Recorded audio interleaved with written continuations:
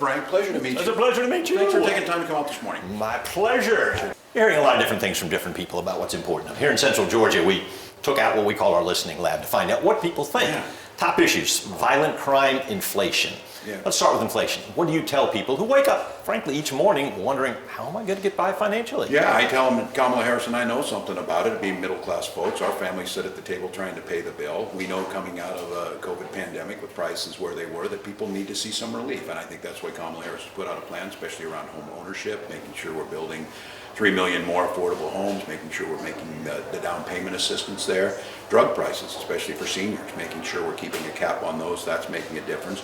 And then making sure we're investing in rural communities, like the investment acts that have created a lot of new jobs in terms of infrastructure and other things. Those are things that we start to get a handle on. We're seeing those come down, but folks are dealing with that. And I think the contrast is that we see a proposal from Donald Trump to put a 20% national sales tax basically on everything, adding about $4,000. Not a single economist thinks it's a good idea. So I think telling them that, look, we're with this, folks understand that they're hurting on this, but there's a plan to go forward, and Vice President Harris has got that. Violent crime, you touched on the violence around there, but Yes. more and more violent crime, younger people committing these violent crimes. What do you see as a possible solution to that? Yeah, well, and I think the one thing is we're seeing it that while it is lower, what I keep telling people is that's small consolation to a person who's involved in it. Now it's much lower than it's been. It was up during Donald Trump. I think for us, one of the things is we're going to have a national conversation that we did in Minnesota. We're seeing it around gun violence. And there's things you can do. Look, I'm a veteran, a hunter. I own firearms. Second Amendment's important, but our first responsibility is the safety of our children, getting them out of there. And I think one of the other things is investing in these kids' futures. We're seeing different pathways to careers, the skilled trades, things like that. Making sure that we're not losing these kids at an early age by investing in our schools and understanding those public schools in rural communities. That is the lifeline for all of us. And I think trying to cut that out early, and what I say a lot of times, and I think it's true, is you can buy school buses or you can buy prison buses. It makes more sense to invest on the front end. It makes more invest in that. And I think Kamala Harris's plan, we saw this in Minnesota, if you want to reduce childhood poverty, the child tax credit's the way to do this. Republicans and Democrats say it.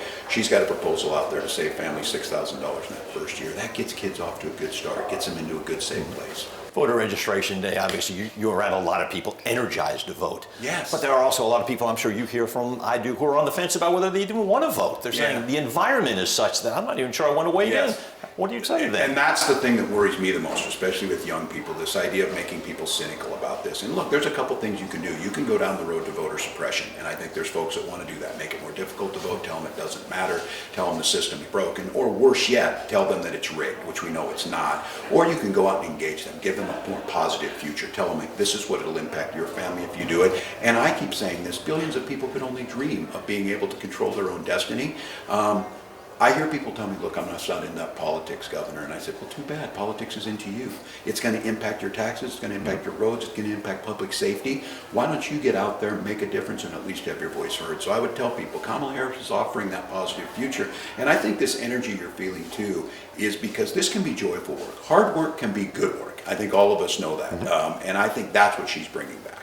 Hope's your daughter. You say it's the most powerful word in the universe. What is your hope for this country? My hope is that we unify around our common principles, the support of our Constitution and the democracy, the belief that our neighbors are our neighbors. You don't have to agree with them, but I often say this, just mind your own business. They'll get by on that. And we've seen this time and time again across this country. It doesn't matter what state it is. I was just out in Nevada. They've got a fire out there that's pretty bad. People come together and support that. They suspended the campaigns out there and just went and collected food and water and things for people. That's the way this should be. So my hope for the country is that democracy is a beautiful thing. It's also very fragile. We don't need one person making all the decisions. We need all of us involved in it. So my take is to get them out there. Kamala Harris has talked about being a president for all Americans. That's my hope. Quick final question. What have you taken from your time as a coach that you apply every day? Yeah, it's that sense of count on the person next to you. You can't do it alone. I played with kids that were, superstars basically, and then I played with kids that did the best they could. I've seen things on teams that I might have not had the most talented team, but I had the most successful team because they trusted the person to the left and right of them, and they did it. I think America's the same way. Trust your neighbors. They might not think exactly the same way, but they're in it with you. I think this demonizing somebody because they think differently is really dangerous, because in coaching, I can't imagine that. If you're just in it for yourself, oh, I rushed for 1,000 yards. Too bad you didn't win a game. That's the thing. And I think when you get people thinking that way, things work out really well. Appreciate your time. Thank you very Pleasure to much. meet you. Okay, Thanks for having thank me. you. Appreciate it, Coach.